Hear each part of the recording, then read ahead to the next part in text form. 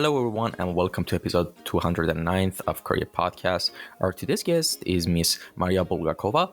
She's a digital artist working in concept art, matte painting, illustration, and portrait art fields, which is also based in Yerevan, Armenia. And of course, before we go into the podcast and all the questions, let me just quickly mention that in the for contact section of the captions, you can find the links to her website, the link tree link thing that branches out to all the other links. You get the point. Her TikTok and art station as well.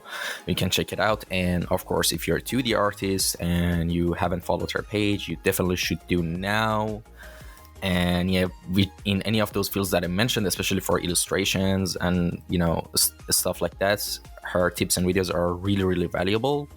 I'm not a 2D artist. I'm not talented for 2D art, but even me, which I'm not really talented at, that I could understand the concepts very well from just watching the videos, so I highly recommend those as well. And well, with that out of the way, how are we doing today?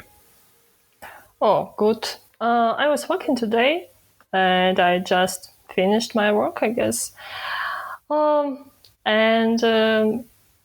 guess after our podcast, I'm going to unwind. All right, awesome.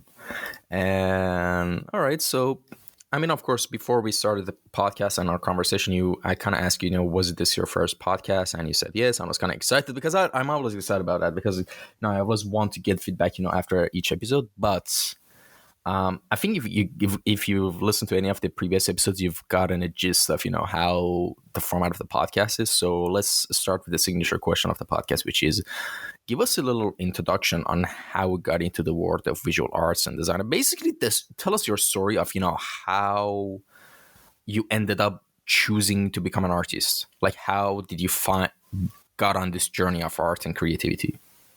Okay. I guess my creative way have been started from my school time. And I remember I drew something for my classmates, did some sketches, portraits, and also sometimes drew some tattoos with a pen on my classmates, and it was really exciting for me. Also, when I was a teenager, I really liked video games, especially Assassin's Creed series, The Elder Scrolls Online, The Elder Scrolls serials, after that Elder Scrolls Online, and Devil May Cry, for example. And I didn't realize how people make games, and I was curious about how they did that. But in my high school, I was committed to my studies and exams and had no time for games and had no time for drawing. And I returned to art when I was 20 years old. Studying in the University of Economics. I was a little bit under my family pressure. They wanted I got the degree in economics, but after 2 years of studying there, I realized that I didn't want to be an economist, but I was a good egg person, I guess, and had commitment to parents to finish the university. I tried to combine my art activity and my study in university. I remember how I came home and drew something for myself after my studying. At that time, I listened a lot interviews about artists, who are artists and digital artists, and what they do in different companies. I was really inspired by these interviews. and I took a stance that I want to be an artist, and I thought I like that. While I can earn money from my hobby, from my art skills, and I can do what I want. And but it was when I finished my university, I started to look in for a job as an artist, and it was a bit more complicated than I thought. Um, but I I got a lot of rejections, but I don't give up. I didn't give up, and I got my first job in a little company, and so my way as professional game dev artist have been started. All right. Now, here's the thing. When you were explaining about, some of your favorite games, I kind of noticed something. You also mentioned Elder Scrolls, right? And have you played the Skyrim, right? Yeah. This is like a interesting tidbit of a question I always ask people, like this, like there's a bunch of other questions I ask when they pop up, but when Skyrim, what were your favorite, race and, class of, character did you build? Were you a mage? Were you a thief? And why? That is an important question. It's kind of like a personality test more than anything else. Okay. I have two, I guess, favorite races in Skyrim. I guess North and Dark Elf are my favorite. Contrasting a lot. And what kind of class of character? Warrior, like rogue, mage? I guess I love magic. Interesting. Mage. Actually, like, to be honest, my first ever character that I played on a Skyrim, like around 10, 11 years ago, was actually like a high elf mage, I guess. For some reason, I don't know. But later on, is fun fact. If you haven't played like a Skyrim, the full edition, by the way, I'm not sponsored by Bethesda or Todd Howard or anyone else like that. But if you ever, if you ever get your hand on the new anniversary edition of the Skyrim, it's actually amazing. It's like a completely different game than the vanilla.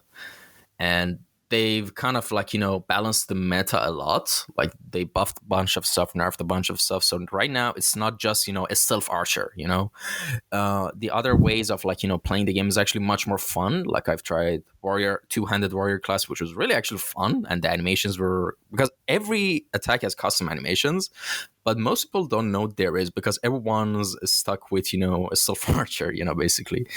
And, with mage as well, they nerfed mage, they nerfed the stealth archer a bit, but they buffed, I think, warrior class a bit from my experience.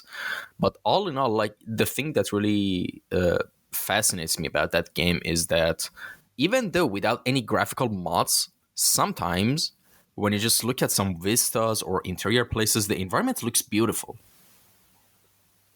Yeah, I agree with you. Environments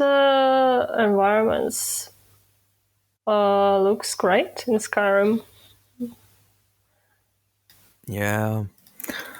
And all right, so I've kind of in the introduction I mentioned the fields you worked at or you're working in, concept art, matte painting, illustration and all that stuff. But out of all of this, which one is your specialty, and how did you find your way through that?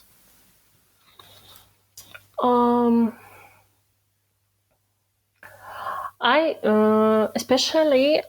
really love to do characters. I really love to do design of something. I'm keen in portraits, for example, and Mm, for example, on my currently job, I like searching an idea and polishing the art, for example, with help of automation. And I spend really a lot of time for searching ideas to collect references and making references for concepts, illustrations, or whatever, and making mood board, for example. And I spend about 2-4 hours for this, and yeah, I really like to design something. For me it's really interesting, but for example, I guess for my Instagram I make a bunch of portraits, for example, because it's really in demand. um, yeah. All right. And by the way, have you are you thinking about, or do you have this idea of maybe, dropping a course someday in the future? Maybe. I don't know. I think you should. I think you should, honestly. And Why? because honestly, you've from what I'm seeing, I mean, it's not really hard to tell. Like you have a really strong understanding and grasp, of what you're doing. Especially with all the videos and tutorials you uploaded. So I think why not do it in like a project based course? Why not? And it's a really interesting thing I need to tell you actually. Most of these skills comes down to genuine understanding. And I know what I'm going to say sounds a little bit odd, and I've never heard someone describe it like this, but like in the past 2 days and now, like I've finally understood drawing. Now wait a second. Now you might say, wait, Ramtin, I only see 3D renders and environments and assets on your profile. What are we talking about? Let me explain. So here's the thing. First, I started with 2D drawing myself for a couple of years, just doodling, messing around, and never gotten serious about it. And then decided to, do my best to learn Photoshop, like, about 2 years ago, and, learn the techniques, try to do environment art, but I didn't, like, I don't know, like, of course, anything you put your mind and energy through, you will improve at it, of course, eventually. But I thought a lot since I was a kid in 3D a lot. So I was like, I should give Blender a try. And I did, and a year and 2 months later, I'm here. But now we're at this sentence of, I understood drawing. What that means. Here's what it means. Is because once I started to, get really good at, to improve a lot at 3D, I started to, like, it, all of this stuff, of course, happens on the back of your head usually. You suddenly have these eureka moments, light bulb moments, basically. And I thought, wait, all I've been modeling with is just basic shapes like, squares, spheres, toruses, and all that stuff. Wait, what if you can do that in drawing? And it's so silly, because it's literally what you do in drawing. You make basic shapes, you try to form them together, you maybe play around with them, extrude them, you blah blah, basically everything you do in 3D but in 2D. Because I've been doing a lot of sketches recently for my concepts and things I want to do, so that's why I think clicked a bit. And then I was like, now it's really clicked for me that why artists first try to work with light gray, black and white and gray values is to define the shape first, and I was like, wait, it's just like in 3D, like you have you manipulate your basic shapes as much as you want, then you do some lighting, add some lights to see if the silhouette works well, and you're like, Yeah. oh, then you go to text. So basically, if you think about it, the both 2D and 3D like process is the same in a sense. I know for anyone who might be listening to this podcast, they think I'm high on weed or something right now. No, but it's just sometimes I go into deep thoughts about this stuff, and I'll like try to like have this moments of clarity sometimes. But when you actually be able to break down stuff for yourself and try to understand them, actually everything becomes so much easier. Honestly, learning becomes so much easier in anything. And one of the shout out to one of the previous guests of the podcast, Ahmad Alduri. He had an amazing course, Meds Map, like about 2 years ago, I think, and it's still on sale, by the way. If anyone wants to grab it, it's a great start for beginners. But like he kind of explained things in a very like intuitive way, so even like a complete noob would understand. You know what I'm saying? Yeah. And I think from what I've seen from your tutorials, I think you have that stronger understanding of colors and values and all that stuff. Of course, in other stuff as well, but this is from my observation. So I think it could be really valuable to maybe think about doing a course, maybe like a 5-6 hour course, or maybe for intermediate artists or something like that to improve their art game. And because people, especially in 2D art. I've seen they hit plateaus a lot. Of course, it's in 3D as well, but the plateaus, I think, in 2D is much more annoying than 3D, in my opinion. I mean, of course, I might be wrong, but this is just my personal opinion, of course. And because a lot of the things with 2D, you have to manually do everything in a sense. Of course, in 3D, sometimes you have to do some stuff manually, but a lot of things are automated. So like, from rendering, lighting, color, and everything, just, if you want to have like a metallic surface in 2D, you have to nail your fundamentals down to the T. That's why I say like, 2D is sometimes more demanding than 3D. Not that I say it's harder necessarily, but you get the point. And yeah, that's basically my point. And I think, if you don't even necessarily, you have your own website, by the way, links of the website is in the description below for anyone who's interested. But I mean, you don't even need to host it on your own website. You can just have it on Gumroad and just have the link to your Gumroad course to your website. Easy. I guess it's a good idea. I don't know. I'm very anxious person. I guess I'm anxious about my skills, about my opportunities, and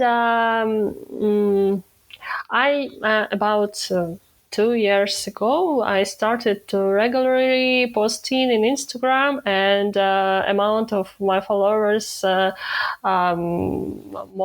getting more and more. And I think about it, about making a course for my followers, or making lessons for foreign artists. And for example, now I'm teaching Russian artists in Russian language. But I guess in the future I will make, I don't know, maybe course, maybe some tutorials, useful tutorials for artists. So you mean the language barrier is a problem for you mostly, right? I guess, I guess I can to make lessons in Russian, and it's simple for me. But in the other side, I have not time now for teaching more artists, more students, because of my workload. I have a full-time job, and it's really complicated thing to combine art, to combine my, for example, blog, my mentoring, leadership activities, and my full-time job. And it's a very complicated thing. Yeah, definitely. But I mean, this just, it could be one of those ideas you can have on the, back of your to-do list, for later on when you had some free time, of course. Yeah. But I think it's, to me personally, I think making courses is a really nice way to make positive conclusions to chapters of, one's life. Like, for example, you've done art for how much since 2014? Like, imagine, like, making a course and condensing all your experiences and everything you did with a nice wrapped course, and then maybe a couple of more years later you can condense all your new experiences into another course. So I think, it's a nice thing for yourself and to look back at it. You know what I mean? Because, yeah, you know what? I kind of, it's not a new thing, but it kind of, I think you've seen this a lot. Like, a lot of artists, we know when they get a job they want, or, as long as they make enough money that they're happy with, they can survive, their kind of art stagnates. So what I'm saying is it's just a pity to not really try to find the joy in your art. I mean, of course, sometimes it's hard, life gets hard, or the job you're working at, takes a lot of your mental and emotional energy, so you don't have time for your personal works. But I Yeah. think at the back of your head, I think all of us should, think about that as well, the fulfilling journey of art and improving at it. Because when you make those improvements and you see it in yourself, it's really like, rewarding and satisfying. And I think once after a while, because after a while you might say, I'm just doing it for the love of myself and that's it. But when you actually manage to compile and archive all those experiences and things you've learned and give that experience to other people, that's, I think, is much more rewarding than just, now, of course, everyone's different. Everyone's point of view and perspective is different, but this is just me. Like, of course, right now I'm an amateur junior. I wouldn't even, to be honest, even call myself a junior artist. Because I'm still learning a lot of basics in 3D environment art. But I would definitely want to, later on give this any experience I have to other people as well who are coming up down the line in a couple of years. You know what I mean?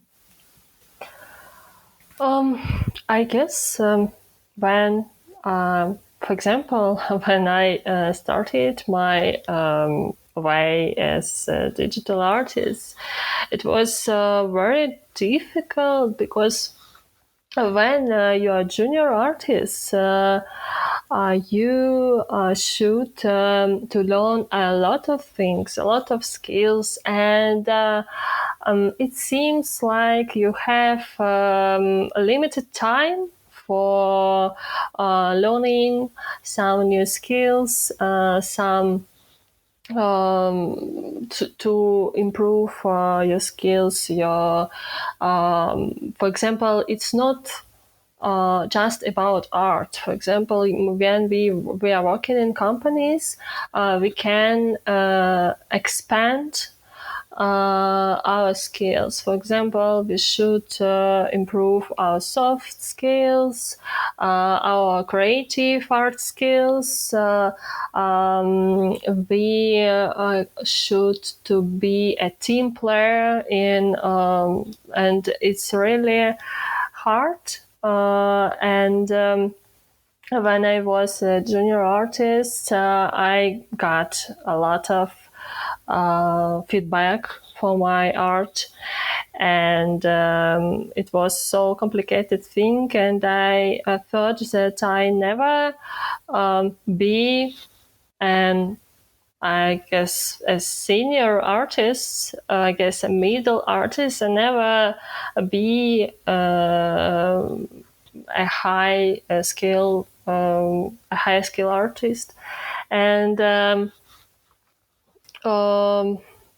it's really important to don't forget about yourself, about your health, about your physical, mental health when you're working in company. It's really difficult.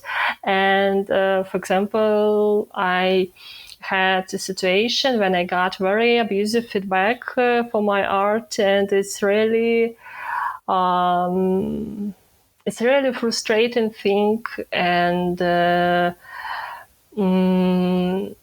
I guess for now, for example, to be a junior artist, it's really hard because very hard, very big competition among artists now, and many companies, because of, for example, crisis, don't need to search in junior artists, and it's really hard. It's really complicated thing, and very hard qualification you need to be to work in company, in game dev company? Yeah, definitely. And yeah, of course. But at the same time, you still, like what I'm trying to say is that, yeah, you're definitely right. There's a lot of, the jobs that you mentioned, especially in the industries, um, especially where some studios that crunch time is like a really common thing. Yeah, it's kind of like, mentally and emotionally really taxing for you. But at the same time, you kind of get the sense that it's like you have a goal for yourself. It's not just about the job. That was just an example. It's like an art goal for yourself. All right, if I can, make like, pieces like that, with that type of, standard, I'm going to be so happy. If I get that job, I'm going to be so happy. If Yeah. I get that commission, I'm going to be so happy. If I get hired by, I don't know, that big company, I'm going to be so happy. But usually my problem is that everyone should always have this mindset of like trying to improve themselves, because once they reach that top, it's like in that their top that they define for themselves, they kind of stagnate. Their art becomes the same. Nothing. No, it's not about like improving technically. No, it's like there's no exploration of their creativity. It's like they're like, oh no, I'm living comfortably and calm. I mean, and I'm not trying to necessarily judge that, but for me personally, that's boring. And yeah, it's just the thing that I've been noticing this past couple of years in a lot of art, in a bunch of art. Yeah, actually, a lot of artists, not a bunch of artists. And but what do you think about that? For example, if we're talking about me, I'm very worldwide person, and yes, when I got a goal, when I achieved a goal, for example, I have the same situation, I guess. I think that when I achieved that, I would be happy. But when it's happened, I'm like that. No, I'm not happy, and I need to do more, improving my art more, expand my skills, soft skills, my leadership skills, and it's so exhausting, I guess. But I guess I never be satisfied about my skill, but it's kind of thing that improve myself. But the other side is this thing to I guess to broke my mental health, for example, and it's really hard and exhausting thing, and really essential to take care about your mental health. Yes, and it's really important thing, I guess, for any artist when artists and who working in companies, in big companies, because a lot of things you can you can improve, but very important to take care about yourself and about your physical, mental health, and it's really essential thing. Yeah, definitely. And by the way, just to clarify something, from all the talks I've been saying, I'm not necessarily trying to promote this, toxic hustle culture of grind and, don't wake up, like sleep less, sleep 3 hours a night, drink coffee, go do this, do that, No, not at all. Like, what I'm trying to express and verbalize as best as I can is just it's really important to have that itch and feeling of passion. Of course, by what I mean by passion is not some passion. Of course, it's not something that's always there, you know, and it's not necessarily always the thing that's going to get you to the top. Of course, it's a little bit of passion is necessary, by the way, just a little bit, but it's not the whole thing. But what I'm saying is to be in touch with that passion and inner child of yourself that gets excited about things, that's Yeah. important. But I'm not saying that, oh, you should just be, Picasso of, your field or something like that. No, no, no, no, no, no. Like, as you said, mental health is extremely important. And yes, that's a really huge issue, especially these days with the new generation of, upcoming artists, which, I mean, not just upcoming artists, even like, people in the social media age, because like not just in art, in anything. You make an account for yourself, all right, then you follow a bunch of people who are in the same fields you're interested in, and you keep following more and more the mutuals, and you follow, and then you end up with a list of people who have put in years of works, and you're like, oh my god, why I'm not like them, why I'm not there.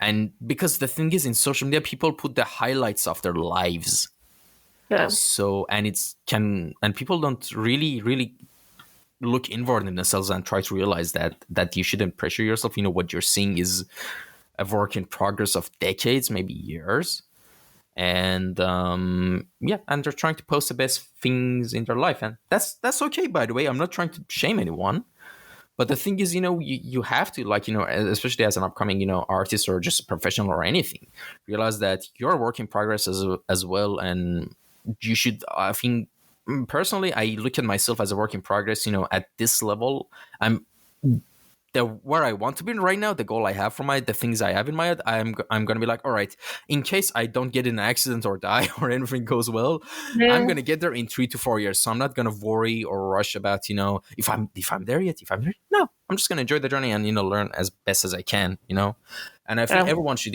kind of have this. If you're not where you are, you should always see it like as a long road, like a marathon, not a sprint. Because I don't think like anyone has gotten there really fast. Like, I mean, of course, there are like, common like anomalies, but it's really rare, really rare. And yeah, but long story short, and honestly, this is just my personal opinion. Try to use social media as much as least amount of possible as you can, because yeah, honestly, it's not really good for your mental health, to be honest, because I've kind Yeah. of experienced that as well a lot. And another thing, a very important tip that I think could be really useful, and I've seen this, by the way, thing in a lot of even successful artists who still have this, is that they're never satisfied with the metrics of their social media, which is insane. By insane, I'm not saying it in a judgmental way, but by insane I mean it's really interesting, because I think a really good attitude and mindset you can have is to do things genuinely for yourself. Because if you do things for no, I mean, it's true. If you do things genuinely for yourself, you're gonna love what you do and post.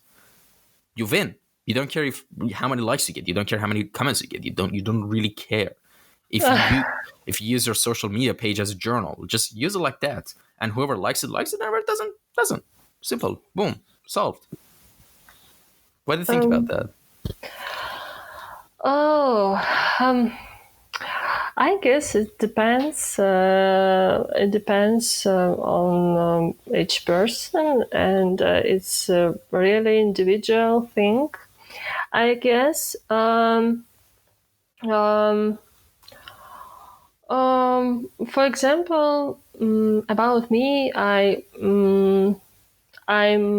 anxious about I don't know, about my job, about my Instagram account, about my start in Insta, about my views. And when you don't see the top, and it's not real to find the level when you are be satisfied to yourself. It's about me. Yeah, it's really I think when people see my account, I don't know, see my portfolio, they like wow, she's very cool artist, and maybe she's not worried about your job, about your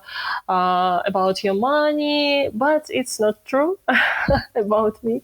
And I'm worried about all things in my life, and yes, I'm working with this problem with my psychologist, and about 2-3 months ago, I started to work with psychologists because it's really hard to worry about all things in your life, around your life, and yeah, I guess it's really individual thing. Yeah. Yeah, by the way, by psychologist, you mean a psychologist or a therapist? Because I think they're a bit, if I'm not mistaken, because one of them, if I'm not mistaken, it was psychiatrist, I think. Yeah, basically one of them gives prescription for pills and one of them is just, therapy. Yeah. Psychology. Yeah, Yeah, I forgot myself as well. one of them take a pills, but psychological, he or she just we have a conversation about your problem. He or she can give you advices about how you can to solve this problem, some methods, for example, I don't know, emotional table. Maybe you know about that. Emotional. You write out your emotions per day, how you feel, what you feel in what situations you feel anxiety, for example. Yeah, and you can you can solve these problems with um, by yourself. Yeah. Yeah, and now speaking of, just art and artists and stuff like that we talked about, I want to ask you like an interesting question. Who are some of your favorite artists and designers that have inspired you the most? I inspired a lot Chinese art style, I guess. Um, for example, Rowan Jira is my favorite artist. Also, Tu Wu, and for example, detailization, coloring, expression. I really like this in the artworks. Also, like Polish artists, for example, Rutkowski, Jablonski, and for example, I love this Dishonored art style, Dark Souls design. In general, my passion is realistic texture designs. I'm trying to do something like that, combine casual art style, because currently I'm working in mobile game dev company and making casual games, and I combine casual art style with realistic and texture details, I guess. All right. And speaking of textures, oh my god, in 3D, like especially recently in the past couple of years, there's like a software called Substance Designer that apparently, I mean, most places, of course, even for 3D environment artists, not necessarily those specific texture roles. They say it's a plus if you know Substance Designer. And oh my god, I tried to learn it. It was one of like the most headache-inducing, softwares I've ever tried for texturing. Is just, I mean, it's great that you don't need to code for it, but yeah, it's a tool used for making texture files, that could be applied on different meshes and material. But it's another thing, differences between 2D and 3D. With 2D, it's kind of interesting because you kind of have to fully understand what you're doing, especially with the material when it comes to the roughness of it, the metallicness of it, all this stuff. But yeah, 3D sometimes have its own problems as well when you want to make your own technical textures. Um, And yeah. And all right, what are you working on right now that you can tell us about? What kind of project is it? I mean, of course, if there's no NDAs involved, if there's an NDA involved and you can answer this, we can skip right past this question. yeah, I can't tell about my current project because it's a new project, and I have an NDA about this project, and yeah, I just can tell that it's a mobile game project, and that's all. All right. And what area beside the area you're working on right now, which is, of course, in the fields of art and design and all that stuff, would you be interested to explore and learn in the future? Like, even if you had the opportunity, like, aside from art, what other ambitions and hobbies do you have that you want to, follow? I guess in the future I would like to try making videos. Maybe I will want to make personal blog on YouTube. I don't know. I guess I will have a much enough personal time for it, and for me, interesting visual effects. I guess, and I want to try it. About my hobbies, I guess that's all.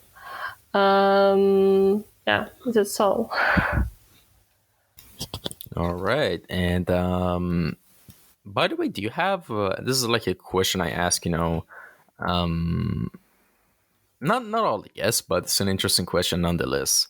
Have you ever used any of your dreams or anything from your dreams as inspirations?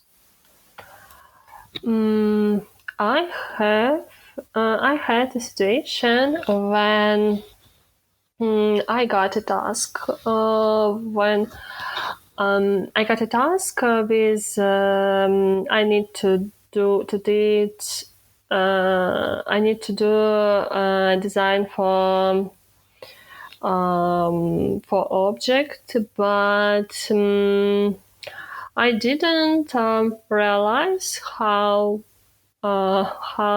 to create this design, but I collected a lot of references. Um, I made a mood board, but I have a problem. Had a problem with this design, and when after a long sleep, in the morning, I had an insane about this design, and I use this idea, and this idea was approved by my team, and it was really exciting for me because it's just. You mean? Sorry. Do you mean dreams about my imagine or dreams about my sleep? Sleep. It was this situation, this case about my when I use my idea from the sleep in my task. Yeah. All right. And well, we've reached the final question and section of the podcast, which is called time capsule. And I'm just going to quickly explain, what I want from you, and which is, imagine, like, the answer you're going to give to this question, like, or this section, not necessarily a question, is going to be recorded, and anyone in the future can listen to it. All right. So, to anyone who might be listening to this at any point of time in the future, maybe 100 years, 200 years, 10 years, a month later, who knows? What do you have to say to anyone as an advice from your life experience from one human to another human? And I'm not talking about necessarily our tips or advice, just in general, What do you have to say? Like, imagine if this is your last couple of minutes that you had the chance to say. Okay. I guess I write something like that. Take care about your health, about your mental health, about your physical health. It's really important because it's a really essential thing, and it influence on all parts of your life. And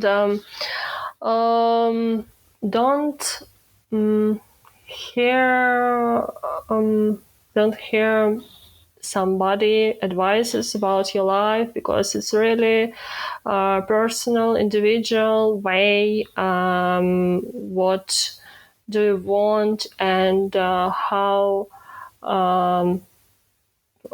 where to live, for example. Don't afraid, and don't worry about anything in your life, because it's just a lot of situations don't worth your worry, your anxiety about them. And I guess should be more confidence in any situations in your life, and don't be a worry person like me. All right. And yeah, that was really good, advice. And well, I think that's about it. Thanks so much for coming by and joining me on this podcast. And where can people contact you if they had any questions? Is your Instagram okay? Yeah, okay. All right, awesome. And thanks again for coming by. It was a real pleasure talking to you. And thanks to anyone who tuned in and listened to this episode as well, or watched on YouTube. I hope you enjoyed it as well and learned some stuff along the way. As always, if there's any comments or suggestions, leave them down in the comment section down below, or you can just message to me on Instagram or just any other contact form that's there. I don't know. Like, I don't know. Did I put my email? I don't know. I don't remember. But you get the point. Comments are good always. And well, that's about it. Take care, everyone. Till next episode. Stay safe and bye. Bye. Thank you for having me.